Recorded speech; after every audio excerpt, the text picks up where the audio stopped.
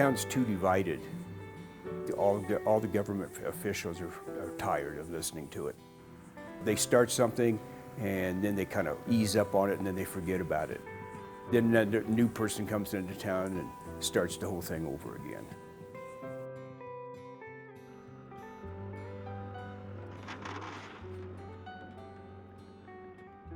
We are in what's called the Plug. It's a section of road that closes down November 1st and becomes a snowmobile trail December 1st.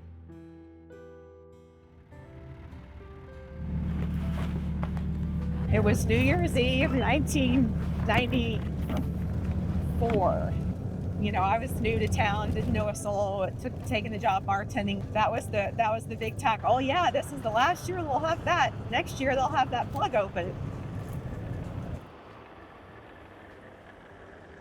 I don't get too excited about it anymore because when I went to my first public meeting up here about plowing this section of road, and I'm hearing the same arguments now that I heard back then. The Plug's an interesting thing because if you talk to people that don't live here or are not used to the area, they really just are totally confused by the whole subject. It's so personal to people that live here. I think like if I'm describing it to someone out there that doesn't know, you're like, why don't people want this plowed?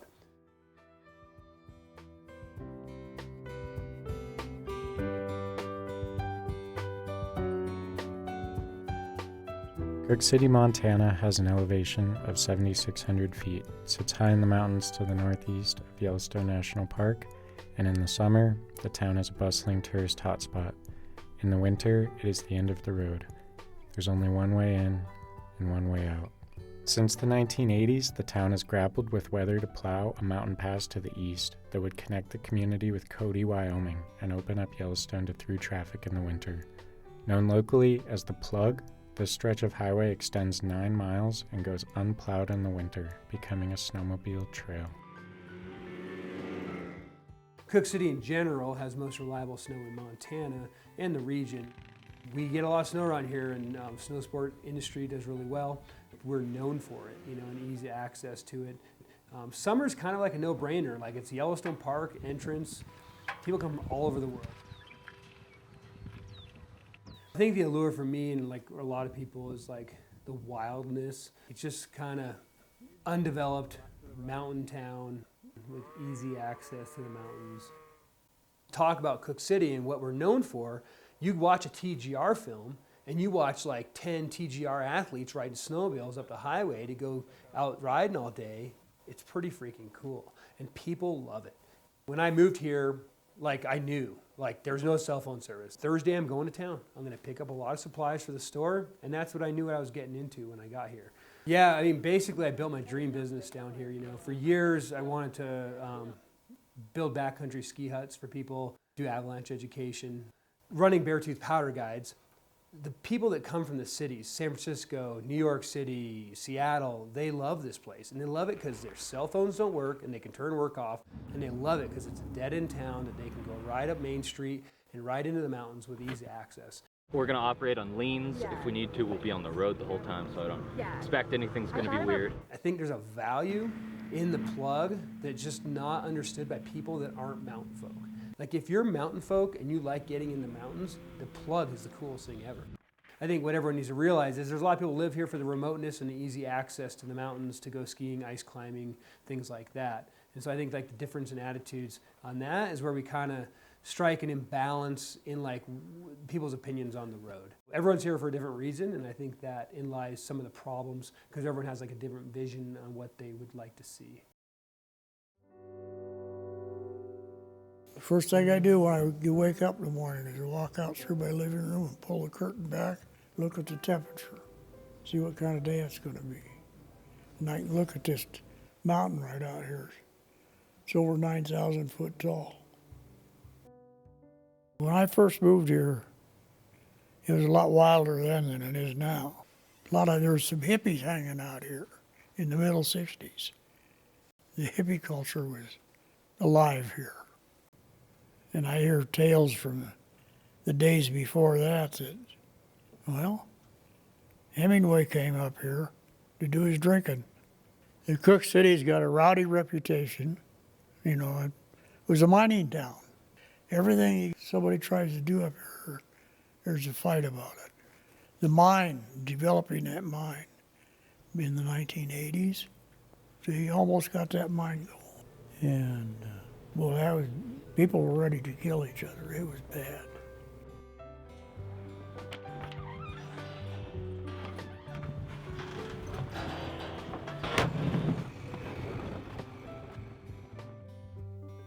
I came up here to bear hunt, actually. Didn't get a bear, but the Sinclair was for sale. In a small town like Cook City with 88 people year-round, you've got to expand your horizons to incorporate more things to do or make money on. Town was not plowed until probably 95, the whole town. I just contracted to individuals that lived on the back streets and stuff, and they paid me to plow. Then the county went ahead and took it over and hired me to plow the whole town out. Ever since I've moved here, it's always been this. It's like I told the ranger the other day here that if we don't get much snow by the middle of February, I'm gonna open the road with this and the other little big loader. No government agency wants to step up and actually take the bull by the horns. We are in a commission meeting. You do need to state your name for the record before you make a comment. Brad Peterson, thank you. Yeah, I don't know if you're up to date on this road, the plug. The thing's been closed now since November 1st, and we haven't had any snow to speak of till just now. So I'm wondering what your opinion is and if you're on board helping us share this road. I know what the governor has said about the plug is the community needs to find some common ground and solve the problem themselves, and then when that happens, the state will step up and do everything they can to help. I want Cook City to do what Cook City wants to do. I want them to find consensus. I've heard people want the plug gone completely. I've heard other people say let's shorten the plug season. I would love to see the people come together and find what fits for most.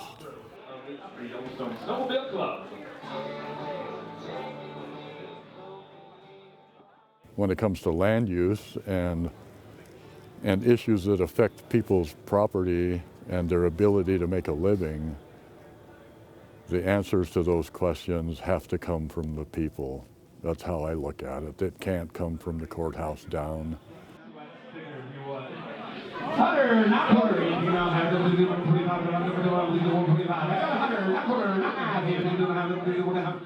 Cook City is the best place to mountain ride.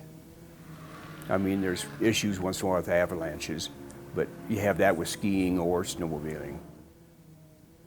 Owning the Super 8, Wyndham makes us do a study, or they look at the financials that we do every year, and it shows that for the last 12, 13 years, it's been dropping 5% in the wintertime.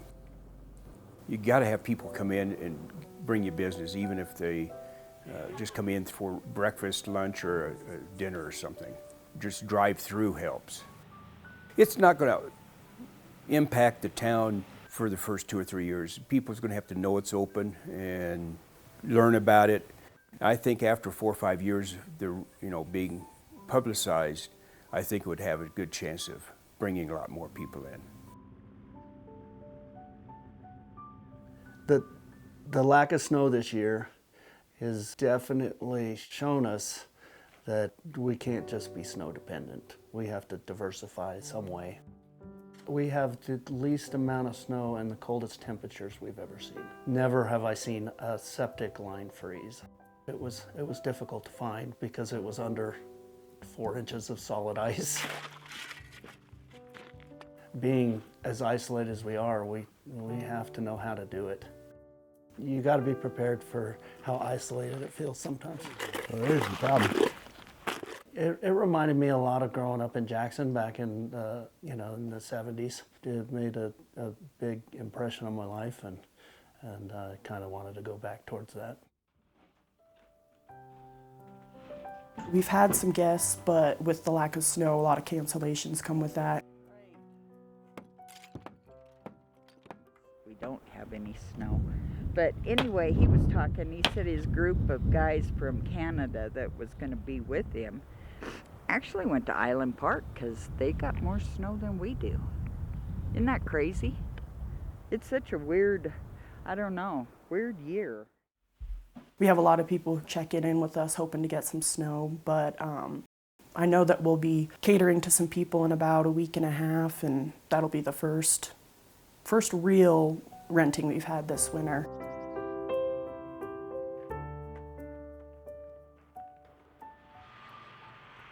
With the highway, my grandmother and my mom were big advocates. The highway's been talked about for years, and everybody mentions that. You know, it's been going on, it's been going on. My grandmother and mom have real reasons as to why the highway should be open. Snowmobilers are loyal, but they're only as loyal as the snow. If we don't have the snow, they're not going to show up. And we would see a lot more people come through here, especially the wolf watchers during the wintertime coming up, because they do, a lot of them spend, year in and year out, honestly, you see wolf watchers in Yellowstone National Park. One thing about this area is there's no resources anywhere close. You can't just run to the grocery store or the hardware store and be back in 15 minutes. It takes 2 hours one direction and 2 hours back, and there's your day. We have 5 students in the school system. We're losing 2. We're only going to have 3. But we do have a lot of older people in these communities, and the ability to have an ambulance get here soon, like the Cody Hospital, which is a pretty good hospital when it comes to that sort of stuff, where they have the ability to life flight them to Billings or transport them to Billings if needed. During the first time I set foot in Cook City was 1967. I tell people, that it was a better town then than it is now. They had a school. I mean, we still do, but it's tenuous. But they had a school, and they had a lot more total number of businesses, and the owners were on-site owners. They lived here. This was their community. They were raising their children here. And it was a real little town. I don't like driving in the wintertime in here as much as I used to. Because, you got to be careful that you're driving on the roads. And people that are winter tourists that don't, for the first time, and don't know how to drive on roads, you got to be concerned about all that stuff. In the summertime, I go to Red Lodge, Cody, Gardner, Livingston, or Bozeman, or Billings. And the closest one is Gardner.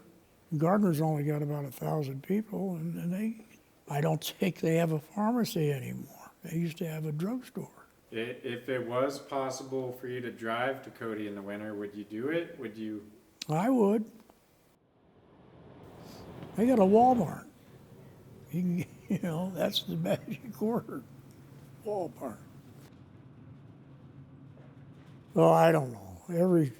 Let's go for 5 years, let's call it that. But about every 4 or 5 years, people get talked about it and everything. Would you like your receipt? This last time, and we're still in this last time, is that some of the businesses got new owners, and they want it plowed. More vehicles, more customers. How much more, I have no idea. More hamburgers that you sell, more trinkets, whatever. Business. There's a lot of new buildings in Cook City that weren't here before the wolves. So it did infuse the community with a lot of new money. And I have a personal conviction, plowing this road out here all winter long would do the same thing. Built in 1932, the Plug is part of the Beartooth Highway, and it was created to be a national park entrance road. Since the road is not actually in the park, it has existed in what the Department of Interior once termed a no man's land. Historically, the park maintains the road, clearing it for summer use. In the past, Yellowstone has tried to offload this responsibility to the states. The park declined to comment on their involvement or on their hopes for the Plug.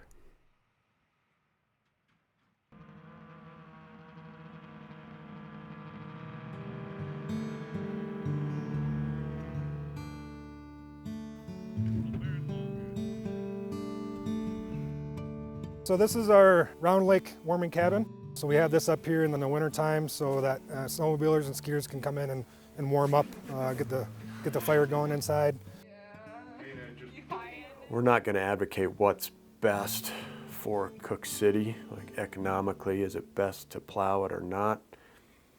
No, that's for the community to decide. And not just 51% to 49%. How do we hear I'll say unified voice? Unified is never 100%. So how do we get that and pull the long-range plan together?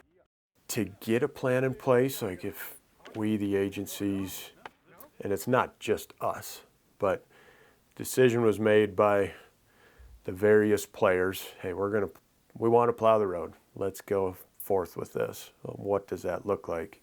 What agreements are needed on the plowing? Is there a parking area? Who's plowing that? How do we factor in wolverine, lynx, all that habitat where winter is pretty critical on those?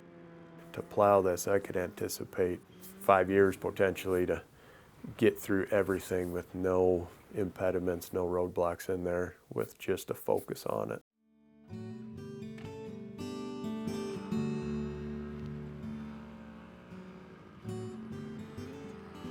It kind of depends what time of the day and the conditions, but those trails get rough every day. They get bumpy, and those get groomed pretty much nightly. And I like things the way they are. It's great being able to recreate on the snow and not have to drive anywhere, take your sleds.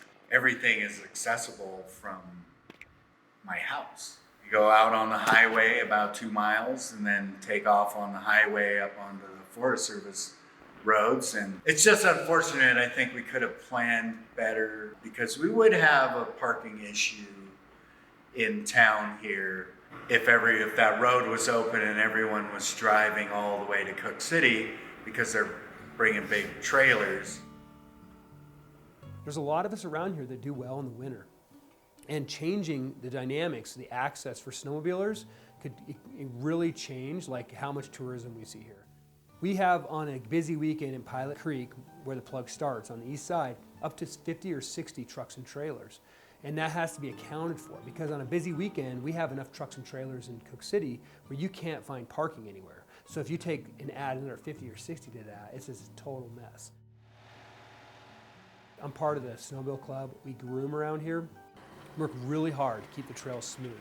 But if you take like the main highway trail in the middle of winter on a busy weekend, it's destroyed by like late morning. And if we take that same amount of landscape and we narrow it down to 25%, it's going to be destroyed like first thing in the morning. The actual like enjoyment for those people that are here is going to go way down. It's like a rut in a road, and once you start getting ruts, they propagate as you drive off of them and bounce as you go. This place is unique, and there's a value in the road being closed that people don't want to admit or try to understand. Yeah, I would say there's something romantic about it. It's kind of part of the character of the town.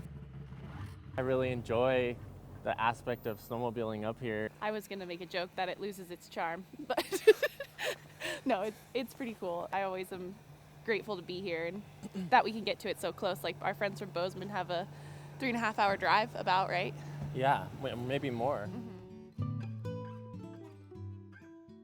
Sometimes hard to reach places are pretty unique and special. And I think Cook City, if you have roads coming in on both sides makes it any other mountain town. People in Cook City like the shoulder season. They go somewhere else. It's a long winter. I think that the whole plowing the plug, that is going to bring a bunch of revenue is very false hope. That's what this town really needs to figure out, is how to make themselves a destination. Yellowstone can't be all year about. There's other ways to make it accessible versus clearing this plug all the time. And honestly, I think it could become very dangerous. I think the only way to really do it would be somebody living up here and plowing it multiple times a day. If you open up the highway to the east, the Clarks Fork area, there's over an hour and 20 minutes or more, hour and a half of non-cell phone service going that way. No cell phone service for an hour and a half that way. You got no cell phone service for an hour and a half that way. There's nothing great about that for emergencies. One tree they have, and they decorated. Everyone's a villain in this because we're like, oh, we don't want it open, or we want it open, and so you're the villain, right? Well, the reality is, if we all came together as a community and said, kumbaya, we love each other, let's open the highway, there's still no money, there's still no one to take responsibility, and like there's not a plan to plow the highway. At the end of the day, yeah, we could all agree to open this thing up, but no one's really stopping it from opening. There's just really not, there's not someone lined up with their hand in the air saying, I want to pay a lot of money and be the one that plows this and deals with all the repercussions.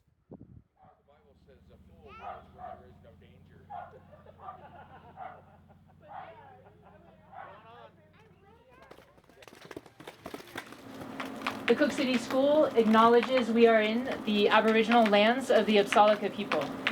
Because of the natural route from the Plains Basin into the high meadows of what is now Yellowstone National Park, many tribes pass through this area. They had their ceremonies here. They hunted here. They lived here. So tonight we are going to be viewing and learning about the stars through those cultures who were silent, yet endured. Every generation of human beings, except for the last 200 years, have seen a star-filled sky. With the misuse of outdoor lighting, we have lost that connection to the cosmos. It's funny, when I first moved here, I was always told, oh yeah, those locals, they don't like change. Those old school people that have been here, they don't care much for change. This is normally covered with snow. This is probably the lowest snow year I've ever seen. This is fine for the machine because it can go on any terrain, water, snow, dirt, pavement. It melts out sometimes in the spring a little ways up, and people, like, I'll pull my machine and car up a little closer to where it hits the snow. But yeah, this is a super low snow year.